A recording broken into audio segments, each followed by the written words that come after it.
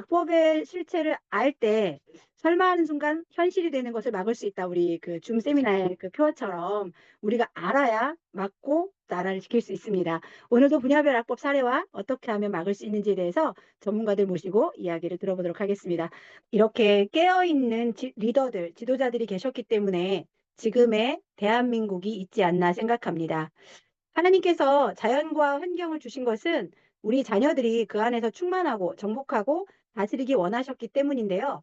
어느 순간 인간이 환경을 파괴하는 나쁜 존재로 인식되게 되었습니다. 그 이유가 무엇일까요? 먼저 우리 박석순 교수님 모시고 환경 영역에 있어 악법 피해 사례에 대한 말씀 들어보도록 하겠습니다. 박수로 환영해 주십시오. 예, 안녕하세요. 저 박석순입니다. 저는 이런, 여기는 이렇게 애국가 나오고 국민교육원장 나오는 데는 실제 모임에서도 못 봤는데 이렇게 줌은 더더욱 생생하고 그렇습니다. 이렇게 초대해 주셔서 정말 감사드리고 오늘 뭐 한 15분 정도를 말씀드리라 그래가지고 제가 자료를 이렇게 준비했습니다. 이 자료를 제가 공유하면서 말씀을 드리겠습니다. 보이시죠? 네, 예, 보입니다. 예. 그, 제가 어떻게 우리 과에 처음에 이제 가장 30대 원로 교수가 돼가지고 제가 전공도 아닌 환경법과 이 정책을 가르치게 됐어요. 그래가지고 제가 지금 뭐 책도 쓰고 이래 했는데, 그러다 보니까 이런 제가 초대 강의도 조금 할 수 있는 것 같습니다. 제가 이렇게 환경법 또 이 환경악법 이런 걸 보면서 느낀 게 뭔가 하면은 지금 우리 국민은 너무 환경이란 핑계 하에 이 자유와 재산권을 규제당하고 있구나. 근데 본인들은 잘 모르고 있어요.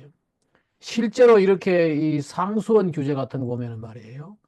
여기에 하나의 예를 들면은 팔당 상수원 같은데 이분들 다 개인 재산인데 어느 날 여기에 댐을 만들어 가지고 이것을 먹는 물로 쓰니까 당신들은 이것도 하지 말고 저것도 하지 말아라.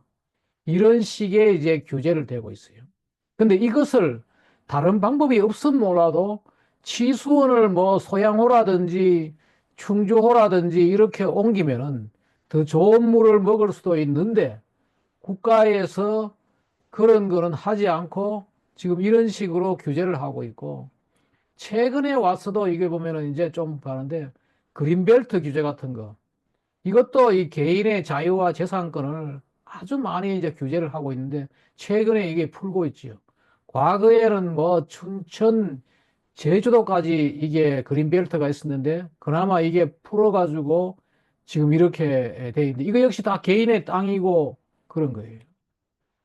이게 다 뭐냐 하면은 이 경우는 뭔가 하면은 이 먹는 물 같은 이거는 수도권 주민들을 위해 한다는 어떤 그런 착각에 이걸 하는데 실제로 주민들은 이것 때문에 뒤에 다시 말씀드리겠지만은 굉장히 우리나라 전역에 낙동강 지역도 그렇고 뭐 곳곳에 지금 이 상수원 규제 때문에 실제로 이 주민들의 건강에도 좋지 않아요. 지금 뒤에 가면은 보여드리겠지만은 염증성 장염 같은 게 계속 급속히 늘어나고 뭐 이런 거지. 이것도 결국은 이 사람들의 명분은 뭔가 하면은 뭐 그린벨트가 허파라느니 미래 세대를 위한다라느니 이런 착각들을 가하는데 실제로 이렇지 못하고 미래 세대들은 한 100년, 우리가 한 50년, 100년 되면은 이 지금 여기에 뭐 부산이라든지 이 서울 주변에 있는 그린벨트에 이런 미래 세대들이 살 것이 아니고 신도시를 만들어가 살 것인데 지금 착각을 하면서 개인의 자유와 재산을 규제하는 법들이 만들어져 있다고. 지금 뭐 최근에는 저도 이게 처음에는 속았지만은 이산화탄소가 지구의 기후를 변화시킨다 하면서 전혀 잘못된 이 쓰레기 과학을 가지고 지금 전 국민에게 기후 환경 요금을 아마 처음 들어보실지 몰라요. 이 대부분 사람들은 모르고 있는데 우리 전기요금 중에 이 기후환경요금이라는 게 포함돼 가지고 가져가서 이것을 태양광, 풍력, 전기차에다가 주고 있다고요. 이런 것들. 그 말고 또 기업체들은 뭔가 배출권 거래 제도라 해가지고 이런 것까지 배출권 거래를 하면서도 기업들은 전부 다 이 돈을 자기들의 생산에 들어가는 여러 가지 그 비용들을 계속 이 배출권 거래 제도를 통해 가지고 그 하고 있다. 이것도 결국은 뭔가 지구를 위한다. 이 거짓말이라고. 이 거짓말을 가지고 각종 거짓말로 가지고 지금 이제 우리의 국민의 자유와 재산권을 규제를 하는 이런 법들이 계속해서 만들어지죠. 이 왜 그러냐? 이건 뒤에 가서 한번 말씀드리고. 더더욱 이제 한 가지 보면은 오늘 여기에 관해서 제가 공약도 만들어 가지고 제 유튜브에 올렸는데 관심 있으면 한번 보십시오. 지금 95년도에 이 생활 쓰레기 종량제를 만들어 가지고 말이에요. 이 전부 국민들한테 뭔가 봉투에 싸서 이렇게 버리라. 이거 넣지 않으면은 뭐 일반 쓰레기 잘못 넣으면은 과태료 10만 원, 또 이게 또 법을 바꿔 가지고 또 30만 원. 이게 국민들에게 계속해서 이런 규제를 하는데 외국에는 이러지 않아요. 종량제라는 게 없는데 실제 종량제라는 게 원래 시작은 뭔가 하면은 봉투에 싸서 버리면은 사람들이 봉투값이 아까워가지고 쓰레기를 줄일 거라고 생각을 해가지고 이걸 만들었어요. 근데 실제 요즘 뭐 봉투값 몇천 원 아까워서 이게 쓰레기 줄이고 이러지 않다고요. 전부 지금 통제당하고 뭐 이러고 있어요. 2013년에는 음식물 쓰레기 종량제를 만들어가지고 집집마다 이걸 또, 이거 싸서 이걸 그, 있겠네. 봉투 사가지고 이제 쓰레기 버리라고 이걸 하고 있다. 이 전부 잘못된, 이것 때문에 연간 6억 2,800만 장의 플라스틱 봉투를 나라에서 만들어가지고 지금 플라스틱을 될 수 있으면 줄이자고 하면서 지금 불필요한 이런 것들을 봉투를 만들어 가지고 지금 팔고 있고 근데 이제 오늘 제가 만든 유튜브 뭐 알지만은 종량제 봉투가 위조가 나오는 거예요. 곳곳에 위조 봉투가 나와가지고 그런 문제들 또 쓰레기 종량제를 하니까 집에다가 이렇게 이게 저 뭐야 변기에다가 불법으로 이런 모타를 달아가지고 쓰는 이런 문제. 이렇게 하면서 이제 또 환경부 장관이라는 사람은 나와가지고 바이바이 플라스틱 운동한다고. 이게 위선이죠. 지금 우리가 모든 뭐 곳곳에 다 플라스틱을 쓰고 있는데 이것을 못 쓰게 하는 이런 것들까지 나오고 있는 거예요. 그런데 이게 왜 그런가 하면 말이에요. 공무원들이 자기들이 규제할 거는 계속 법을 만들어가 규제를 하고 실제로 우리가 지금 뭔가 막 국민들한테 보장해줘야 될 어떤 그런 지금 우리나라 헌법상에는 모든 국민은 건강하고 쾌적한 환경에서 살 권리를 갖는다. 그걸 국가에서 보장을 하고 대신에 우리는 뭔가 하면은 납세, 교육, 국방, 이런 근로, 이런 그 4대 의무를 다 하고 있는데 지금 그 정부에서 우리 국민한테 해줘야 될 것은 안 하고 규제할 것만 계속 하는 거예요. 우리나라가 아주 독특합니다. 독특한 게 뭔가 하면은 생활 수준이 향상되면 환경성 질환이 떨어지는데 보통 말이에요. 지금 우리나라는 생활 수준이 향상되면서도 동시에 환경성 질환은 계속 증가하고 있어요. 보십시오. 이게 2014년도에 16.2%가 서울 시민들이 환경성 질환에 걸렸는데 거의 2021년도가 근데 이게 다시 이게 2022년도에 다시 23.1%로 증가하고 있고 이 방치되어 있는 거죠. 국가에서 해줄 거는 안 해주고 말이에요. 계속 규제만. 조금 전에 말씀드렸지만 지금 우리나라의 지금 모든 먹는 물에 대해서 다시 지금 해야 되는 게 뭔가 하면 지난 10년 동안 염증성 장님이 지금 배로 늘어나고 있어요. 왜 그러냐? 이유도 있어요. 이게 뭔가 하면 우리가 입는 옷이 다 화학 섬유인데 이 화학 섬유를 세탁기로 빨면은 말이에요. 거기에서 엄청난 양의 이 미세 플라스틱이 나오고 그게 화학 처리장에 나와가지고 처리도 안 되고 정수장에 가서도 정수 안 되고 하니까 지금 우리가 먹는 물에 계속 여기에 나와 있어요. 그 치수원 이런 걸 다 옮겨야 되는데 지금 안 하고 있는. 봐요. 실제로 우리 그 가장 치수원이 좋다는 서울에서도 미세 플라스틱이 나오는 거죠. 나오고 있고 바로 이게 미세 플라스틱이 바로 염증성 장염을 일으킨다고 외국에서 논문이 나오고 있지만은 지금 우리나라는 제대로 관리가 안 되고 있는 거죠. 그것뿐만 아니고 지금 보십시오. 폐암 환자가 계속 증가하고 있어요. 최근에 유방암 환자 지금 그런 것도 방송에 나왔어요. 지금의 엄마보다도 딸은 유방암 걸릴 확률이 2배나 높아진다. 관심 안 가지고 있어요. 근데 우리나라 지금 환경부가 잘못되고 있는 게 뭔가 하면은 그 질병을 이게 치료하고 이런 것들은 의사들이 해요. 보건복지부에 해야 돼요. 사람이 병이 안 생기게 하려 그러면은 이게 다 환경 문제예요. 환경에서 가장 중요한 거는 뭔가 하면은 모든 국민이 건강하고 쾌적한 환경에서 살도록 해줘야 되는데 지금 그거는 안 하고 뭔가 하면 계속 뭐 쓰레기는 이렇게 버리고 뭐 그린벨트는 땅 사용하지 말게 하고 근데 그린벨트도 막상 가보면 다 거기에 비닐하우스고 그래요. 피부암 환자도 계속 증가하고 있어요. 제가 여기에 관심이 있기 때문에 많은 자료들을 모아놓고 있는데 한번 보십시오. 거기다가 전립선암 이것도 다 원인도 있어요. 지금 99년도에서부터 지금 2018년도에 거의 뭐 4배 정도가 증가했어요. 지금 전립선암 발병률이. 당뇨병도 지금 계속 증가하고 있다고요. 그리고 또 이게 지금 우리나라의 저출생 문제를 이야기하면서 이 남성 난임 문제는 전혀 이야기 안 하고 있어요. 보십시오. 거의 5년 만에 거의 배가 거의 55%가 늘어났어요. 남성 난임이. 불면증 환자도 계속 늘어나고 있죠. 지금 이런 문제들이 왜 그런가? 아마 제 거기에 유튜브에 들어오면은 그 원인들이 다 이야기되고 있어요. 지금 오늘은 제가 다를 이야기 못했는데 우리나라가 지금 또 하나가 뭔가 하면은 자폐아 출산 1등국이 홍콩이 제일 높고 그 다음에 우리나라인데 홍콩은 이게 나라라기보다는 도시고 나라로서는 우리나라가 제일 높다는 거예요. 이 지금 1만 명당 264명이 들어오는데 지금 그러고 이게 한번 봐십시오. 이게 오티즘이 이게 자폐아예요.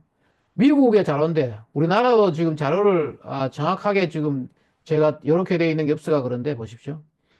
1970년도는 10,000명당 1명이 자폐아였어요. 태어나면은요. 자폐아예요. 지금 얼마 되느냐? 지금 54명당 1명 최근에 더 늘어나가지고요. 우리나라는 지금 얼마 되느냐? 38명당 1명이에요. 자기들이 미국 자료예요. 미국에서 나온 자료인데 지금 자폐아가 계속 늘어나는데 전 세계에서 자폐아가 제일 많은 나라는 어디냐? 사우스 코리아라는 거예요. 미국의 주로서는 어디냐? 캘리포니아 주예요. 이게 계속 늘어나고 있지만은 그 원인이 뭔지 그 대책도 지금 안 세우고 있어요. 제가 그래서 우리나라의 이 자폐아도 정말 그러냐. 그리고 이게 한번 보십시오. 여기 보면은 언제 이렇게 급속히 증가하느냐. 2000년, 1999년부터 해가 갑자기 늘어나요. 왜 그런가? 이게 우리 정보통신, 무선통신 시대에 들어오면서 지금 이런 문제가 생기는데 그 원리도 다 있어요. 근데 이거 아무도 관심도 가지지 않고 하고 있어요. 우리나라 보십시오. 여기에 2000년대 이후에 자폐아 등록 장애인 수가 계속 지금 거의 한 10배가 늘어났죠. 한 9배. 1514에서 13,000. 지금도 보면은 거의 10년 만에 거의 배가 늘어났어요. 근데 나라에서 제가 조사한 걸 보면은 물론 이런 것도 있어요.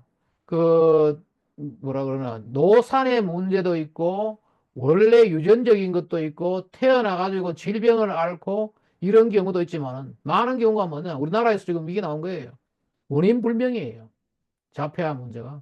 이게 다 뭐냐 정부에서 규제만 좋아하는 악법만 만들고 정말 국민을 보호해야 될 그런 법은 없기 때문에 이런 거예요.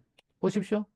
라돈 같은 거 뭐예요? 라돈 같은 것도 지금 아직도 학교에 라돈 성면이 나온다고요. 나오고 있고 보면은 지금 여기에 침대에서 여기 성면이 이래 나오고 침대에서 라돈이 검출되는데 이 라돈이 이게 뭔가 자연에서 나오는 자연 방사성 물질이라 가지고 이게 또 방사성 물질이라 해가지고 환경부는 이게 소관이 아니에요. 이게 왜냐하면은 지금 원자력 안전위원회에서 관리를 하니까 제대로 관리도 되지 않고 이거 한번 보시면은 우리나라의 폐암 환자 사망자의 12.6%가 라돈 때문이다. 우리나라가 굉장히 라돈이 심한 나라예요. 특히 보십시오. 신축 아파트에서 나오는 라돈 매일 담배 한 갑 피우는 수준인데 특히 세종시 같은 데가 이게 신규 아파트 세 곳 쪽 한 곳이 라돈 초과 검출이다. 이게 왜 그런가 하면은 지금 우리가 집을 지을 때 아파트를 짓고 할 때 건축 자재들을 다 어디에 쓰느냐? 지금 터널 뚫었는 데 나오는 골재를 가지고 건축을 하는데 우리나라의 특히 이 충청남도 이쪽에 그다음에 강원도 이런 지역에 그 바위 하강암을 깨면은 거기에 라돈이 많이 들어있고 그 라돈이 그대로 이제 그 암을 가지고 우리가 집을 지으니까 세종시 신규 아파트 세 곳 중 하면 라돈 초과된다. 그리고 뭐 다섯 집 중 한, 이 다 언론에 나왔던 거 다섯 집 중 한 집이라도 무방비고 애들이 지금 자는 아이 방에서 라돈이 네 배나 나왔다. 이게 다 폐암이 간다고요. 우리나라 그래서 폐암이 계속 증가했잖아요, 보면. 이런 것들을 지금 현재 지금 정부에서 전혀 지금 안 하고 있어요. 근데 왜 그러냐? 지금 왜 그러면 우리나라에 이렇게 환경의 악법이 많으냐?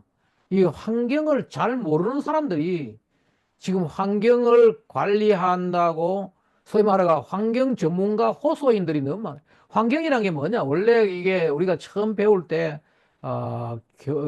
교양에서 배우는 거예요. 엔바이론먼트라는 걸 뭔가 하면 엔바이론을 그 병사형화한 거예요. 엔바이론에다가 먼트를 붙인 거예요. 우리 무버먼트 똑같은 거죠. 다시 말해가지고 무엇을 둘러싸고 있는데 인간을 둘러싸고 있는 거죠. 그 환경은 원래 뭔가 하면은 중심에 인간이 있어요. 그리고 환경이 원래 인간을 이해하는 거예요. 우리가 흔히 많은 사람들은 지금도 이 자연이란 말하고 환경이란 말을 잘 구분을 못 해요. 제가 이게 교양 과목에서 쓰던 슬라이드인데 자연에 인간이 관여될 때, 소위 말하는 자연에서 인간이 사는 집도 짓고 할 때 이걸 우리가 환경이라고 해요. 인간이 없는 거는 환경이 아니에요. 그런데 그래서 우리가 인간의 간섭이 없는 상태를 자연이라 그러고 환경은 뭐냐?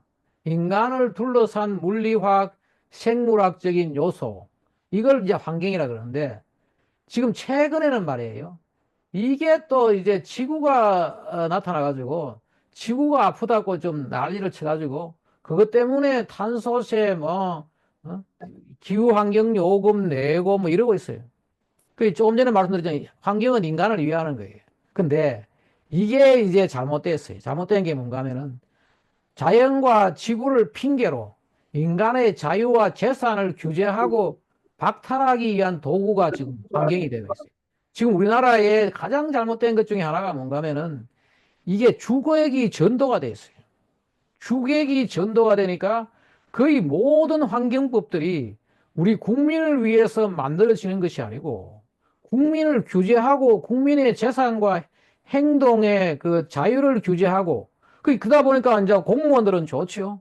공무원들은 자기들 편하게 법을 만드니까 계속해서 이거 하지 말고 저거 하지 말고 이것 때문에 돈 내고 저것 때문에 돈 내고 지금 우리나라에 아마 부담금 제도에 저 한때 이제 부담금 제도 평가를 하러 그 여러 가지 기재부에 참여도 많이 했는데 우리나라에 그 부담금이 많은 데가 제일 많아. 무리용 부담금 뭐 각종 뭐 대기 오염에 대해서 부담금 각종 부담금이 많아요.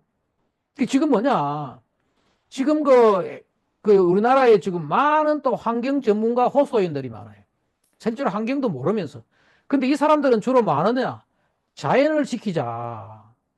지금 또 새로 등장한 게 뭔가 하면은 이거 지구를 지켜야 된다고 말이에요. 빗자루 들고 나와가지고 지구를 지키자 하면서 마치 환경 전문가인 양 행사를 하면서 지금 우리나라의 정책은 완전히 잘못되고 있네. 뭐 지구야 미안하대 애들한테 좀 이런 걸 가르치고 원래는 환경은 인간을 위하는 건데 이렇게 돼가 있다. 그게 이게 소위 말해가지고 우리나라의 지금 녹색 좌파들의 인간 악마론이 인간이 자연을 파괴하고 인간이 지구를 불덩어리로 만든다. 이게 지금 그 얘들이 하는 얘기가 뭔가 하면은 자유로운 인간은 자연을 파괴하고 풍요로운 삶은 지구를 불덩어리로 만든다. 하면서 인간을 규제하는데 그것이 아니고 원래는 이게 우리가 이게 인간 존엄성이에요. 인간의 건강하고 쾌적한 환경을 지키는 것이 인간, 존엄한 인간을 위한 건데, 그런 데 대해서는 제가 이제 다음 기회에 좀 시간이 많이 있으면은 좀 더 자세히 그 말씀드리는데, 우리나라에 지금 나와 있는 수많은 환경악법들을 다 인간 존엄성을 위하고, 그, 인간을 위해 가지고, 지금 우리가 그래서 자유환경 포럼에 그 내걸고 있는 게 바로지요. 자유로운 인간은 부강한 나라를 만들고, 그 풍요로운 삶이 환경을 돌본다. 그런 식으로 바꾸어 나가자고 하는 그런 운동도 우리가 하고 있다는 거죠. 오늘 제가 짧은 시간에 요 정도만 말씀드리고 혹시 궁금한 거 있으면 좀 질문도 좀 받고 다음 기회 되면 한 1시간 넘게 한 100분 정도를 가지고 이 얘기를 했으면 좋겠습니다. 혹시 뭐 질문 있습니까? 말씀 제가 중단할게. 질문 있으면 좀 뭐 질문하시고 예. 시간이 맞았는지 모르겠습니다. 예. 좀 길었는 것 같긴 합니다. 시간은 안 맞으셨는데 예? 그래도 너무 유익했습니다. 예, 그래요. 예. 오늘 제가, 혹시 네, 그 유튜브를 소개해 주시면 아, 예, 제 유튜브에 박석순의 환경TV에 들어온 말입니다. 여러 가지 있습니다. 공부할 게 많고, 또 뭐 기후 문제, 그 다음에 또 이런 것들, 우리 건강을 위해서, 또 우리 국토 선진화를 위해서, 또 4대강 사업에 어떤 건지, 뭐 그런 내용들이 다, 들어와가지고 공부하시려고 그러면 한참 될 겁니다. 예,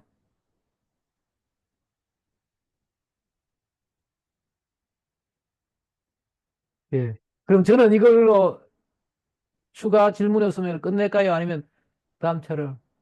예. 질문 없으신가요? 예. 네, 여쭤볼게요. 그, 네.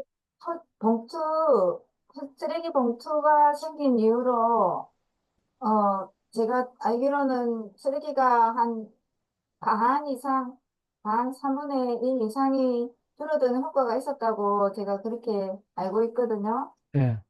그런데 금방 이제 교수님께서는 그런 것들이 다 오히려, 규제가 되고 다, 환경과는 상관없다, 이렇게 말씀하셔서 좀 궁금했어요.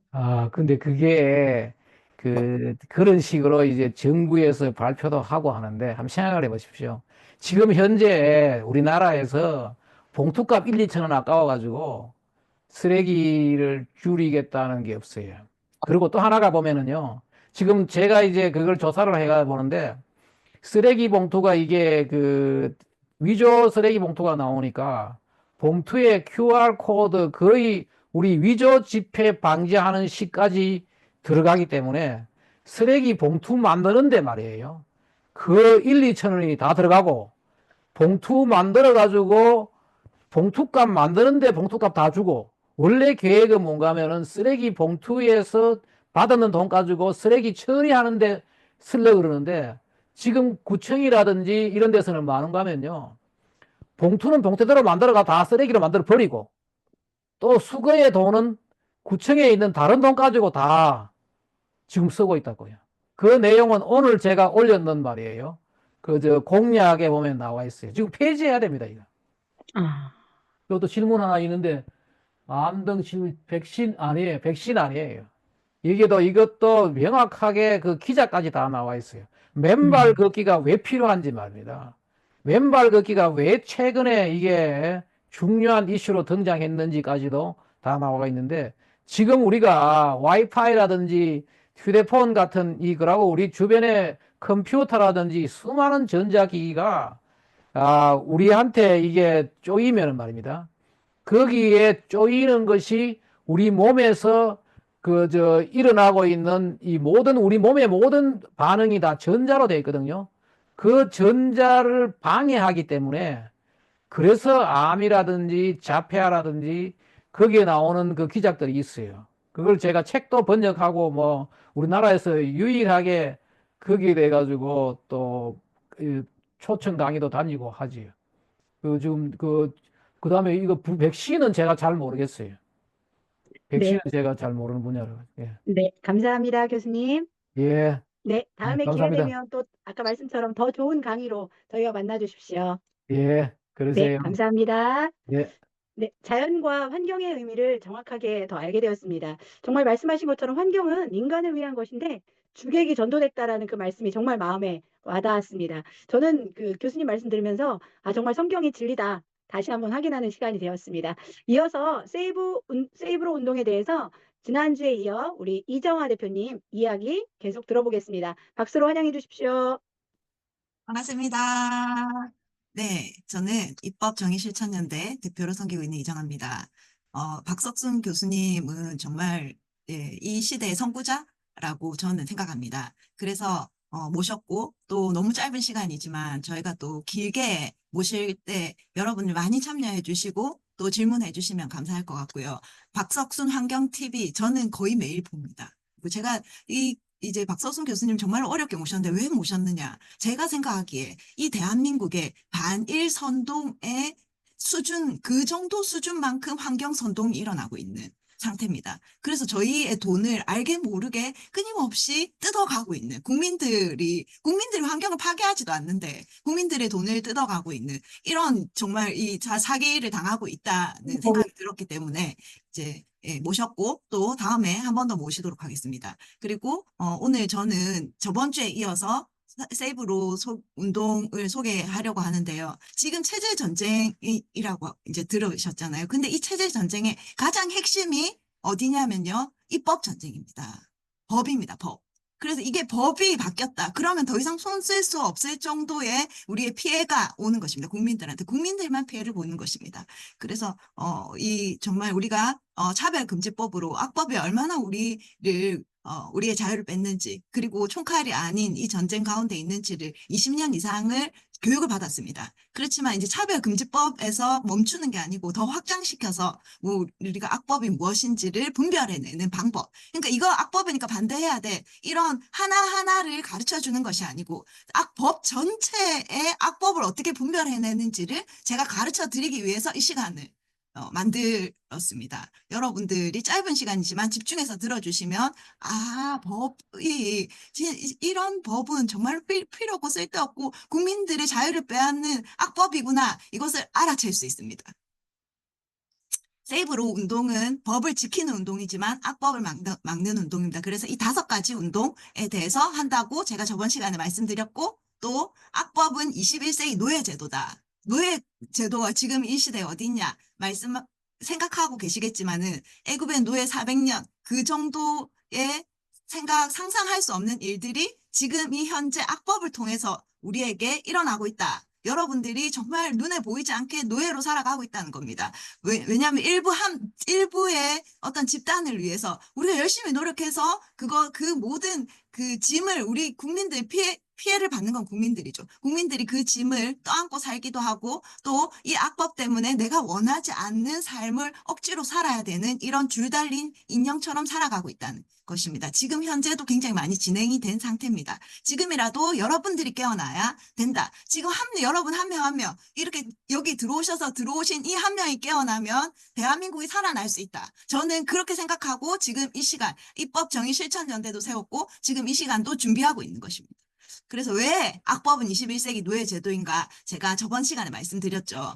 우리 자유민주주의 대한민국 1948년 8월 15일에 이제 세워진 이 8월 10 자유대한민국은 자유인의 공화국인데 가장 핵심이 무엇이냐? 개인의 근본적인 자유를 보호하는 것이다. 이렇게 말씀드렸습니다. 이 개인의 근본적인 자유, 개인이 스스로 자기가 판단하고 결정해서 활동할 수 있는, 자기가 자유롭게 활동할 수 있는 그런 영역들, 그것을 아무도 침범하지 못하는, 그리고 어느 사람들과의 어떤 질서 가운데 이런 일들이 행해지는, 이 자유권이 행해지는 것들, 그것을 위해서 이 대한민국이 세워졌다는 겁니다. 까지 얘기했습니다. 그래서 이 건국 정책성이 4가지 여러분 너무 많이 들어보셨죠? 이 4가지의 가장 기본이 무엇이냐? 근본은 개인의 근본적인 자유를 위해서 이 4가지가 존재한다는 것입니다. 저번 시간에 자세하게 말씀드렸고요. 그 유튜브에 저희가 업로드 해놨습니다. 그러니까 그거 보시면 그럼 자유민주주의는 동의어가 뭐냐? 자유민주주의 개인의 근본적인 자유를 지키는 것이죠. 개인의 근본적인 자유를 위해서 우리가 이 자유를 지키기 위해서 가장 중요한 것은 법입니다. 법. 그래서 이 법치가 없다면 자유민주주의는 성립할 수 없습니다. 그래서 자유민주주의와 법치국가는 하나입니다. 그럼 북한에도 중국에도 다 법이 있는데 거기도 법치국가고 거기도 자유민주주의 아닌가? 자유민주주의 아닙니다. 거기는 법, 우리가 생각하는 진짜 이 법이 아니고 악법입니다. 악법. 그래서 악법은요. 한 명이 원하는 몇 명을 위한 그런 법, 그것이 악법입니다. 모든 나머지 국민들을 노예로 만드는 그런 악법을 가지고 독재를 하는 것. 그래서 이 자유가 없습니다. 자유가. 악법이라는 것은 자유를 뺏는 것입니다. 자유라는 것은 법 없이는 방종이 되는데요. 방종이 되면 무질서가 되고 질서가 없이는 자유를 침해받습니다. 그래서 자유와 법, 이거는 함께 가야 된다. 이렇게 말씀드렸습니다. 그리고 법치국가의 반대말이 뭐라고 말씀드렸어요? 법치국가의 반대, 자유의 반대, 자유가 없다. 이거는 뭐 강제로 뭔가를 해야 되고 우리가 억압당해야 되고 감옥에 갇힌 것 같고 누가 시키는 걸 해야 되고 이런 거잖아요. 근데 이 법치의 반대말은 여러분이 상상하는 것 이상이라고 제가 말씀드렸죠. 기억나십니까? 법치의 반대말은 계획국가입니다. 계획. 그러니까 이게 이제 계획국가, 계획경제, 국가가 적극적으로 개입하는 것. 그 케인스주의, 뉴딜 정책, 소주성 경제정책, 국유화 정책, 공공기업 확장 정책, 민영화를 억제하는 것. 이런 것들이 전부 다 계획국가로 가는 길이고 이것이 법치주의 국가와 반대되는 길입니다. 그러면 이것을 설명하다가 저번 주에 끝났는데요. 이 설명을 지금 해보겠습니다. 법치국가라는 것이 무엇인지 그리고 그것이 아닌 것이 무엇인지 A라는 지점에서 B라는 지점으로 우리가 이동을 합니다. 이동을 할 때 방법을 우리가 결정하죠. 우리 부산에서 서울로 가는 서울에서 부산으로 온다 결정을 하잖아요. 방법을 기차 탈지 비행기 탈지 뭐 자전거로 갈지 뭐를 걸어서 갈지 결정을 합니다. 그런데 그걸 누가 결정하느냐? 우리가 결정하죠. 내가 좀 시간이 걸려도 난 걸어서 가겠다. 나 그래서 종주하겠다. 이런 것도 자기가 결정하는 거예요. 그런데 그 중에서 어떤 것을 지켜야 되나? 법치국가에는 이런 교통신호를 지켜야 되고, 교통법규를 지켜야 되고, 질서를 지켜야 되는 것입니다. 그래야지 우리가 이거를 지키면 내가 A에서 B로 갈 때 B에 안전하게 도착하겠구나. 이렇게 예상을 할 수 있다는 겁니다. 그러면 이제 이게 법치국가예요. 법치국가. 지금까지 얘기한 게. 근데 계획국가는 어떻게 하느냐면서 A에서 B로 가는 가장 좋은 방법을 가르쳐 줍니다. 국가에서. 그래서 어떻게 가르쳐 주냐. 이거를 가장 잘 아는 전문가들이 위원회를 세웁니다. 그래서 이 위원회를 세워서 그 위원회에 돈을 투자해서 이걸 연구하는 거죠. 연구해서 어느 방법, 1번 길로 이렇게 가는 게 제일 너희한테 안전해. 그리고 제일 경제적이야. 제일 효율적이야. 그리고 또 여기에서 너희가 비행기를 타고 가는 거 방법도 가르쳐 줍니다. 그러면 어떻게 해야 되냐면요. 이게 가장 안전하기 때문에 이것을 법으로 만드는 것입니다. 법으로 만들면 어떻게 해야 돼? 그거를 지키지 않고 난 2번 길로 갈래. 이러면 뭐가 되는 겁니까? 불법이 되는 거죠. 그래서 그들 시키는 대로 해야 되는 거예요. 그래서 결국에는 이런 법들이 만들어지면 우리한테 강제로 우리의 결정권을 없애는 것입니다. 자유가 없어지는 것입니다. 그 자유가 없어지면 어떻게 돼? 이거를 조금 더 자세하게 얘기하면요. 이제 가장 효율적인 계획을 채택해야 되잖아요. 가장 효율적이고 안전하고 이런 계획들을 채택하기 위해서는 무엇이 필요하느냐. 이게 어떤 이 법을 지켜서 이렇게 채택할 수 있는 게 아니고요. 여기에 가는 법을 뭔가 어떤 절차를 거쳐서 이게 다수결로 누군가가 이 다수결로 투표를 해서 결정할 수 있는 사항이 아니라는 겁니다. 이 전체적인 교통 상황이나 그리고 또 이 국민들의 상황이나 이런 것을 다 알 수 있는 전문가, 영구적인 관료, 독립적인 자율기관 이런 것들이 위원회가 생겨야 되는 거예요. 그리고 전문가 그룹이 생겨서 여기에서 연구를 해야 되는 겁니다. 그러면 이제 어떤 목표가 이제 달성이 돼야 되죠. 어떻게 가장 안전하게 갈 것인가, 가장 좋은 방법을 선택할 것인가.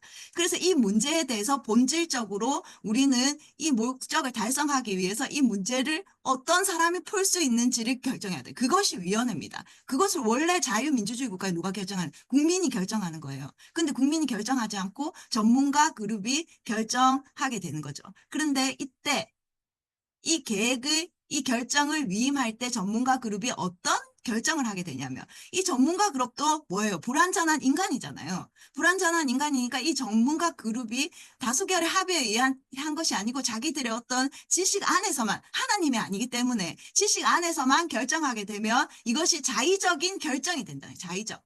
자의적. 그래서 자기들이 원하는 결정, 그리고 만약에 예를 들어서 어떤, 이게 가장 안전한 결정이라고 얘기하지만은, 백신은 꼭 맞아야 돼. 백신 안 맞으면 우리 다 죽어. 이렇게 결정을 했어요. 그래서 그것이 이 백신 회사를 위해서, 이 속으로는, 이 마음속 깊은 곳에는 검은 그 속이 있는 거예요. 검은 음모가 있는 거지. 그래서 백신 회사를 위해서, 백신 제약 회사를 위해서 그렇게 한다. 그럼 우리는 이거 아무것도 모르고 그냥 자의적인 결정을 따라서 이런 강제적인 집행에 우리도 따라야 할 수밖에 없는 그런 계획을 만들어주는 것. 그것이 계획국가입니다. 그 법치가 아니에요. 이거는 법치가 아니고, 그런데 이것을 어떻게 하는가? 사실은 이 계획국가, 이런 가장 안전한 방법을 찾는 것을 국민들이 요구하는 거예요.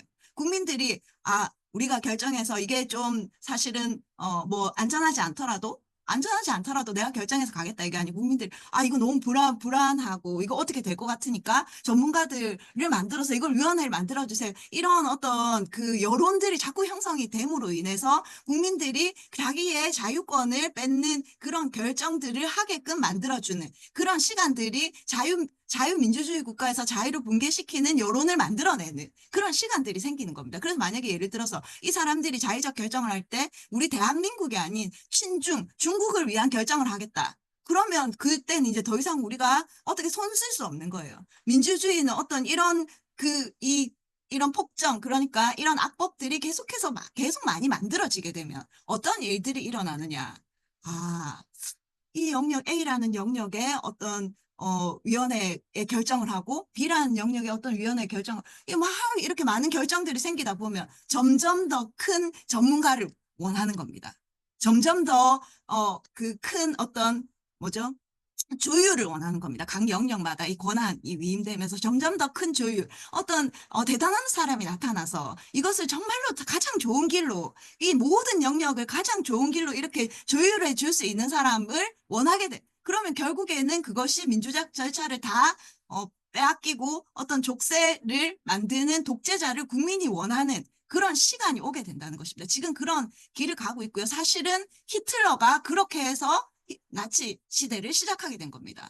국민들이 히틀러를 원했습니다. 히틀러가 자기 스스로 이게 해서 뭐 총칼로 전부 다 나 따라와야 돼. 내 말만 들어야 돼. 이렇게 한 것이 아닙니다. 국민들이 스스로 그 민주주의를 파괴하는 결정을 내려서 히틀러가 독재자가 된 겁니다. 이런 것들이 무엇으로 된다고요? 법으로 된다고요. 법으로 된다는 것입니다.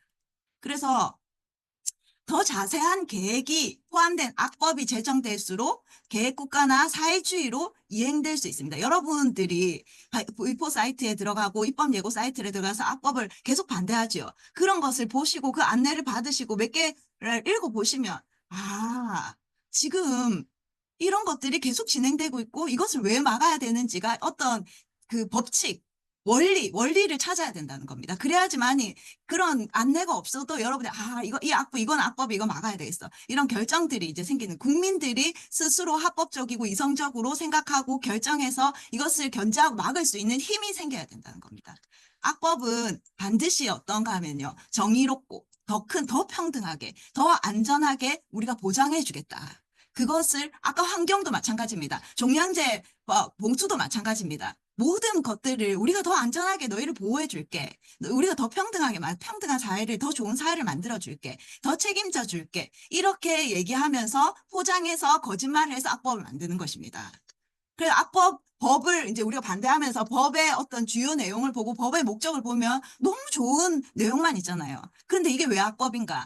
이런 이제 이 생각이 드시는 것이죠. 그래서 사회주의로 가는 전조 증상은요, 위원회 공화국이 되는 것입니다. 전문가 그룹이 알게 모르게 점점 늘어나고 이들의 자의적인 결정이 늘어나고 그 법치를 떠나는 계획국가가 되면서 고스란히 이 모든 짐, 여기에서 나오는 모든 짐은 이 위원회 전문가들이 책임지는 것이 아니고 누가 책임진다? 국민들이 감당해야 되는 것입니다. 그래서 계획이라는 것은 당연히 독재로 귀결되고 거기에 따르는 것이 노예들입니다. 그래서 우리도 알게 모르게 이 계획 국가로 가면서 우리는 노예의 길을 노예로 전락하게 되는 것입니다. 노예 국가가 되는 것입니다. 이것을 이미 100년 전에 하이에크라는 사람이 노예의 길이라는 책을 냈어요. 거기에 다 나와 있는. 근데 책이 너무 어려워요. 책이 너무 어려워서 어마어마하게 많은 사람들이 읽고 설명을 해줘도 잘 이해가 안 가는데 이런 내용들을 이제 적어놨거든요. 거기 말고도 윤석열 대통령이 가장 좋아하는 책이라고 하는 선택할 자유란 책이 있어요. 그 책도 똑같은 내용을 적어놨습니다. 자유 대한민국이 존재하는 목적은 민주주의가 아닙니다. 이 민주주의의 핵심, 개인의 근본적인 자유, 이것을 지키기 위해서 자유 대한민국이 존재하고 자유민주주의가 존재하고 자유시장 경제가 존재하는 것입니다. 그래서 만약에 이것을 모르면 우리는 따뜻한 물에 삼켜져서 죽는, 천천히 죽어가는 개구리처럼 그렇게 대한민국은 점점 자유를 잃게 되고 죽는 줄 모르고 죽어가게 됩니다.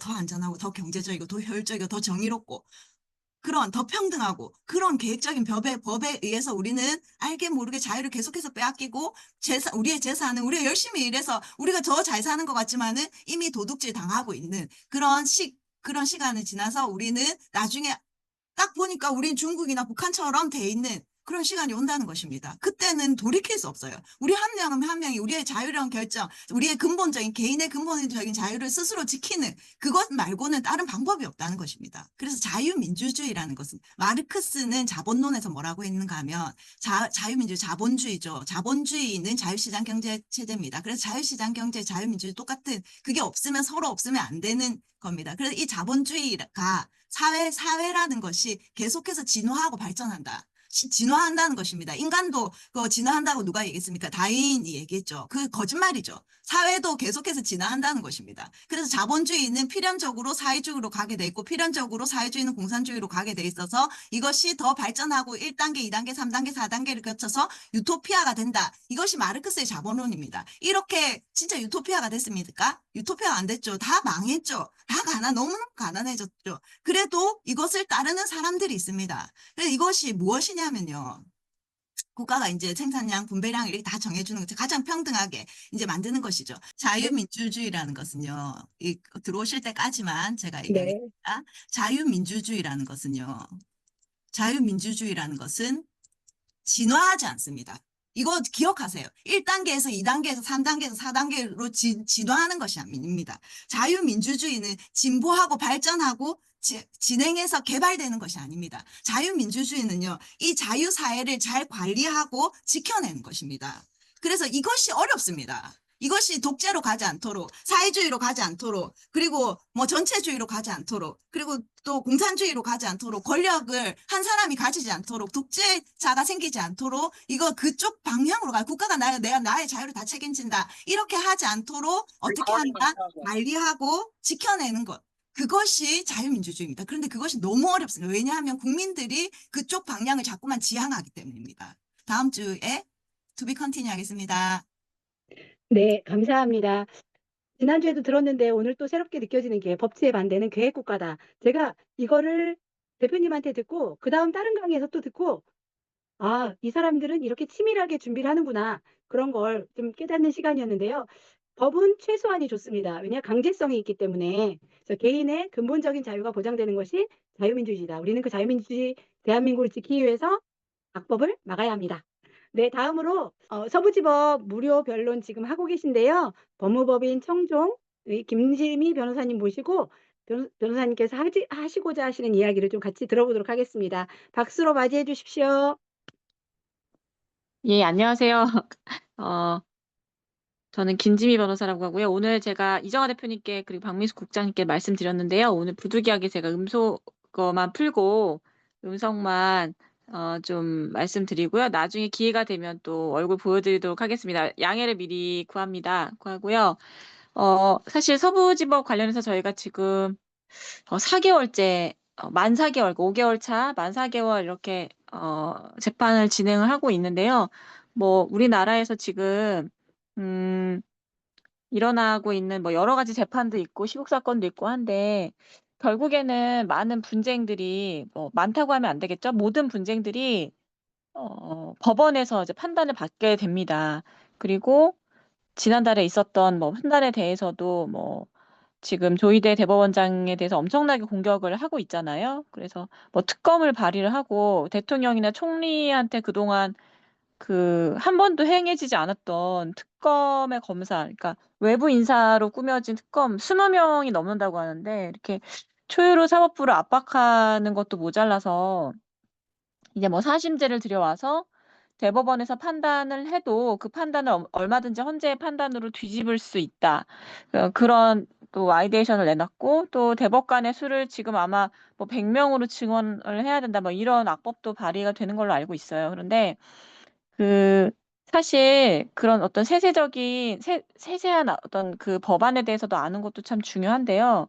결국엔 뭘 아셔야 되냐면 이 법관이 외부의 압력에 따라서 그러니까 사안만 보지 않고 사안에 따라서 법과 양심에 따라서 판단하지 않고 외부 정치 세력에 의해서 이제 흔들리게 되면 그게 겉으로는 뭐 우리가 알고 있는 유명한 사람들만 영향을 받는 것 같지만 절대 그렇지 않거든요. 뉴스나 뭐 신문에 나오는 그 재판의 과정들은 굉장히 일부분이고 또 저희 서부지법 같은 경우는 뭐 여러 기자들이 지켜보고 있는 눈이 있기 때문에 뭐 이게 보도가 되지만 사실은 보도되지 않는 수많은 사건들이 수사기관이나 법원에 계류되어 있잖아요. 그런데 이런 상황에서 법관의 정치적 중립이 보장되지 않으면 그러면 그 피해를 당연히 일반 국민들이 보게 됩니다. 그래서 법관의 정치적 중립성과 사법부의 독립이 굉장히 중요한데 저희가 지금 하고 있는 서부지법 재판 관련해서 보셨겠지만 법원 행정처장 천대엽이 2번이나 소환을 됐고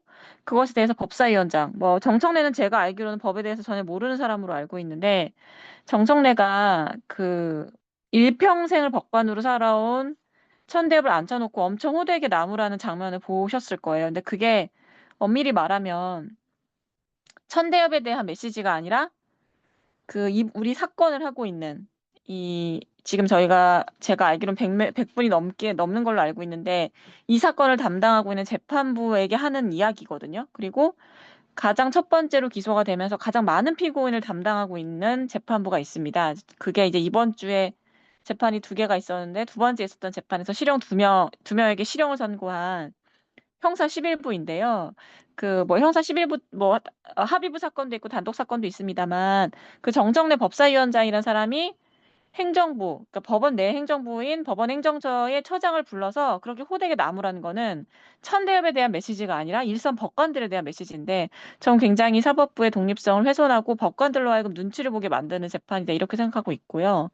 또 뭐 사안에 따라 경중은 다를 수 있겠습니다만 단순히 경내에 침입한 사람에게도 실형을 선고하고 이런 걸 보면서 정치적 중립이 많이 무너져 있다. 사법부가 독립해서 판단하는 것이 아니라 거대 야당의 눈치를 보면서 판단을 하고 있고 재판을 진행하고 있다는 것을 재판에 들어가고 있는 저도 느끼고 적경가 보면 그 재판을 받고 있는 수많은 피고인들이 공통적으로 호소하는 부분이에요. 방어권 행사가 제대로 이루어지지 않고 있다.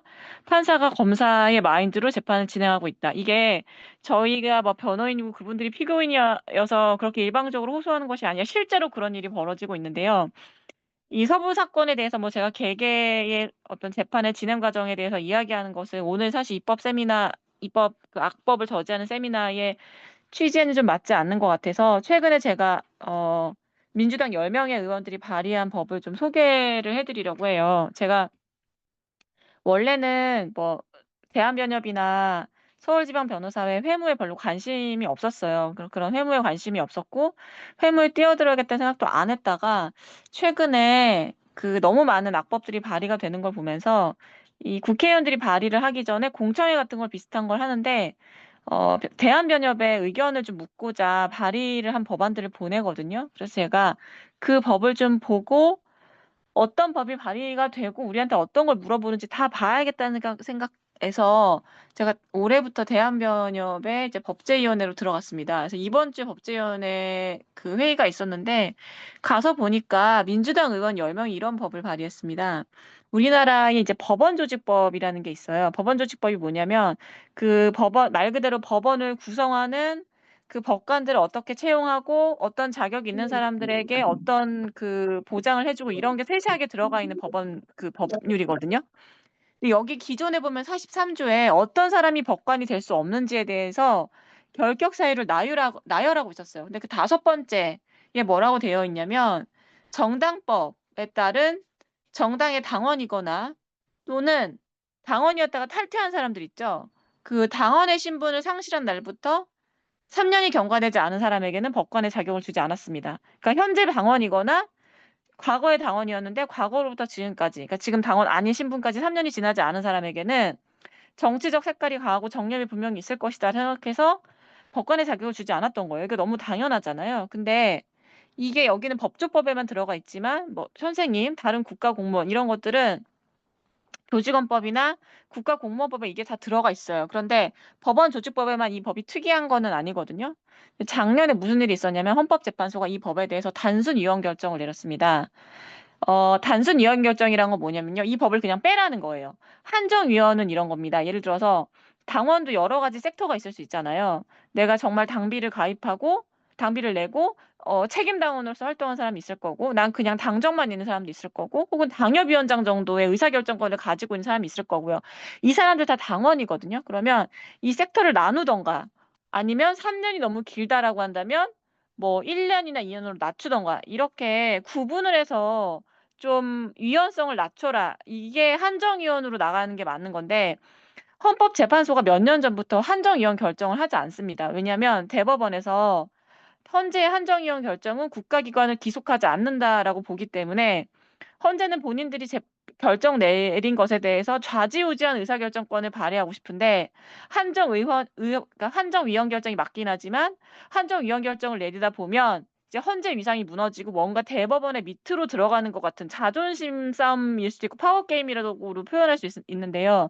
그래서 한정위원 결정을 내리지 않아요. 한정위원 결정을 내려야 하는 사안, 예를 들면 지금 제가 말씀드린 법원조직법 이런 사안에 대해서 한정위원 결정을 내려서 입법자들이 고민을 해서 이걸 조정하도록 해야 되는데 한정위원이 아닌 이 법을 날려버리는 거예요. 그럼 이 법이 날아가면 어떻게 되냐?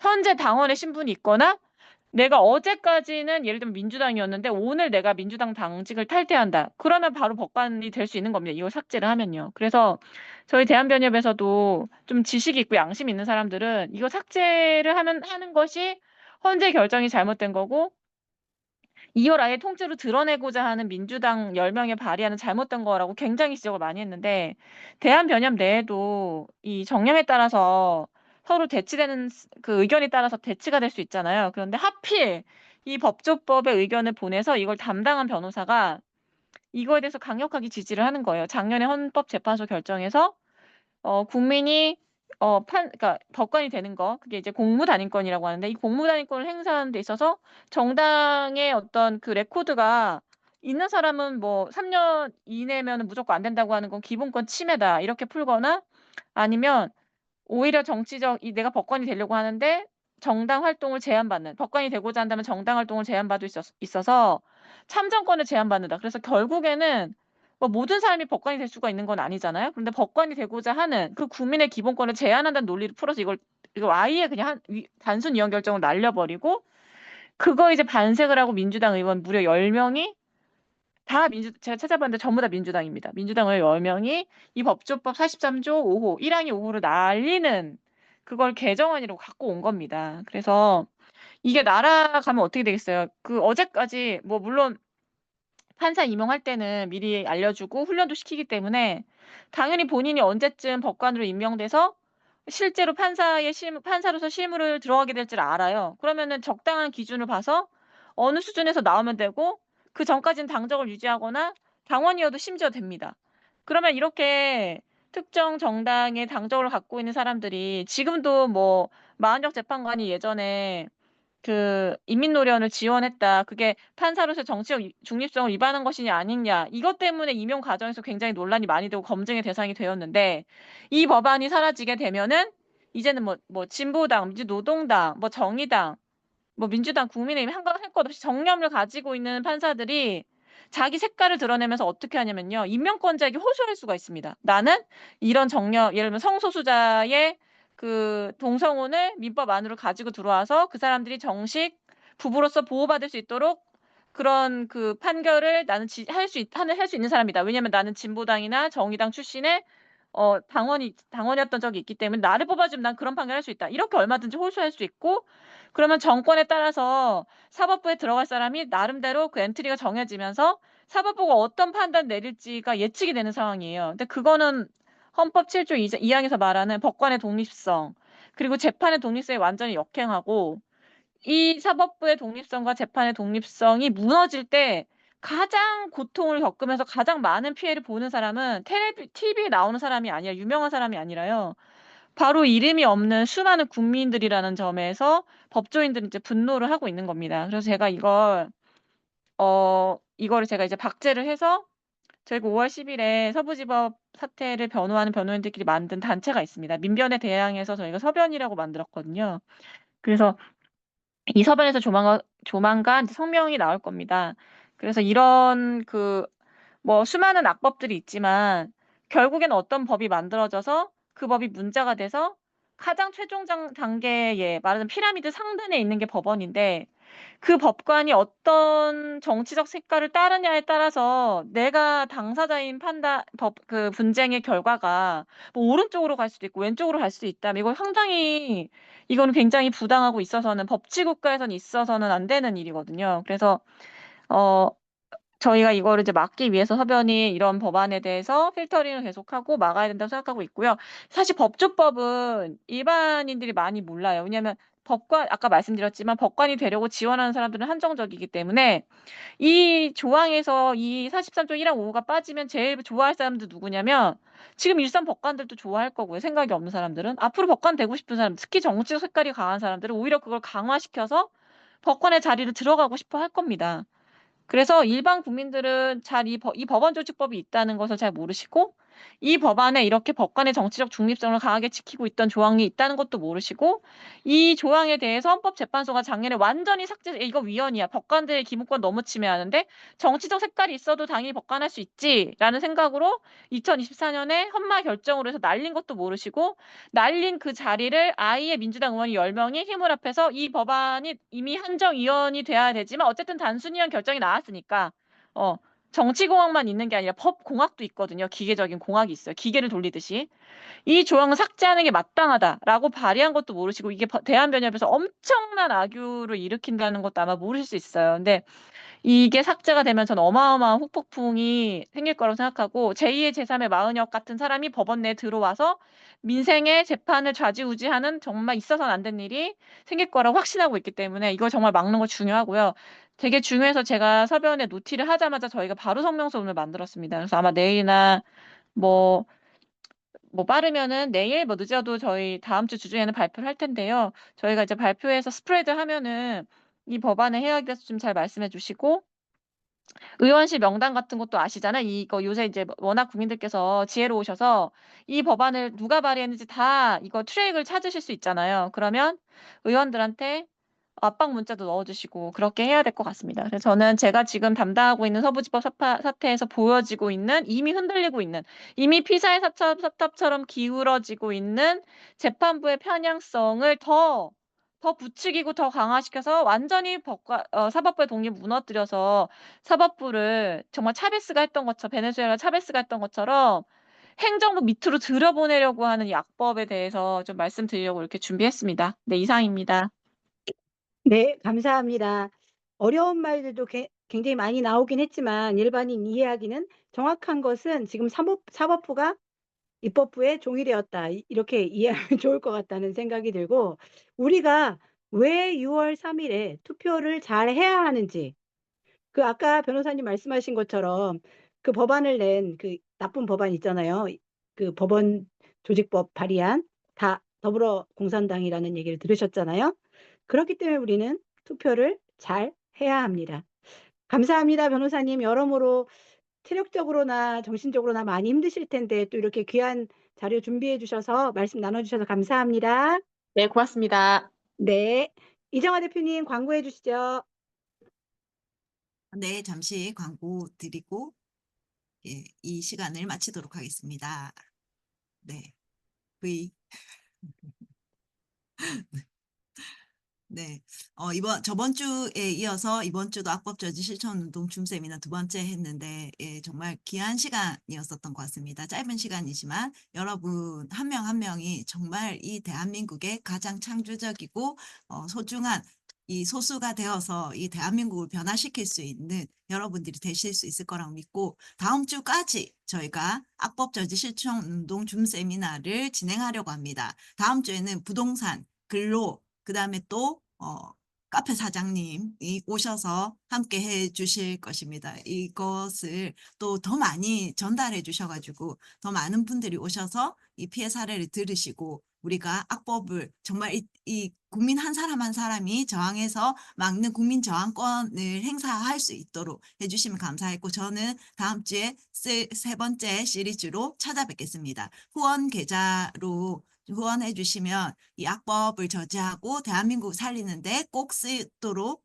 하겠습니다. 그리고 저희 토요일 새벽마다 전문가가 알려준 대선 전략 세미나를 하고 있습니다. 그 5월 3일, 10일에는 이천 교수님 모셨고, 또 저번 주 토요일, 어제죠. 어제랑 또 이번 주 토요일에는 김영달 목사님이 초한전, 중국이 지금 하이브리드 전을 하고 있지, 한계가 없는 전쟁, 이 한계가 없는 이 전쟁을 우리가 어떻게 깨닫고 견제하고 또 여기서 승리할 것인가에 대한 전략을 풀어놓으시는데 정말로 좋습니다. 새벽이라서 힘드시더라도 그래도 또 눈을 비비고 깨서 함께 참여해 주시면 여러분들 한 명 한 명이 대한민국을 자유를 지키는데 쓰임받을 수 있을 거라고 생각합니다. 그래서 대선 전까지 토요일 새벽마다 계속해서 세미나 하고 있고요. 저희는 매주 금요일 9시부터 밤 9시부터 11시까지 보수주의 책을 읽는 북리딩을 함께 하고 있습니다. 구스클럽이라고 거위클럽을 하고 있는데 관심 있으신 분들은 함께 해주시면 같이 읽고 발제하고 이런 지금은 박정희가 옳았다 읽고 있습니다. 그리고 이 악법만 저지하는 단톡방을 저희가 개설했습니다. 세이브로 단톡방인데요. 링크 올려주시면 그쪽으로 들어오시면 여러분들이 여러 가지 우파 정보들이 있어서 내가 정말 여기서 중요한 게 무엇인가 잘 분별도 안 되고 이러시는 분들을 위해서 다른 정보들은 전부 다 하나도 안 올리고 이 악법만 딱 올려서 하루 종일 이 악법에 저지하는 것만 집중하는 단톡방입니다. 함께 해주시면 이 QR코드 찍거나 링크로 들어오시면 됩니다. 그리고 그 외에 저희가 그 우파 정보 이것 말고도 정말로 바른 정보를 들어야지 우리가 바른 결정을 할 수 있습니다. 그래서 바른 결정을 하고 바른 정보를 들을 수 있는 단톡방입니다. 여기는 자유대한민국 재건 위드윤이라고 대재윤 단톡방인데요. 여기에는 저희가 초대해야지 들어오실 수 있습니다. 문의 이 전화번호로 해주시면 여러분들 들어오셔서 바른 정보를 들으실 수 있습니다. 광고는 여기까지입니다. 네, 감사합니다. 악법 저지를 위한 결단의 마음을 구호로 외쳐보겠습니다. 맨 뒤에 있는 것만 따라 하시면 됩니다. 마이크 켜주시고요. 잠깐만요. 구호하기 전에 이거 끝나는 대로 바로 KBS, SBS, MBC 들어가셔서 유튜브 댓글에 김문수 후보 지지하는 엄지척 하면 안 되고 V로 해야 돼요. 2번. 그렇게 하고 응원하는 거 그리고 뭐 GTX 이런 말 잔뜩 넣어서 복붙 해주시기를 부탁드립니다. 구호하고 외치겠습니다. 자유 대한민국 우리가 지킨다. 지킨다. 매일 악법 내 손으로 막는다. 잡는다. 네, 22대 국회를 해산시키자. 해산시키자. 네, 감사합니다. 다음 주에 뵙겠습니다. 네, 수고하셨습니다. 감사합니다. 감사합니다. 감사합니다.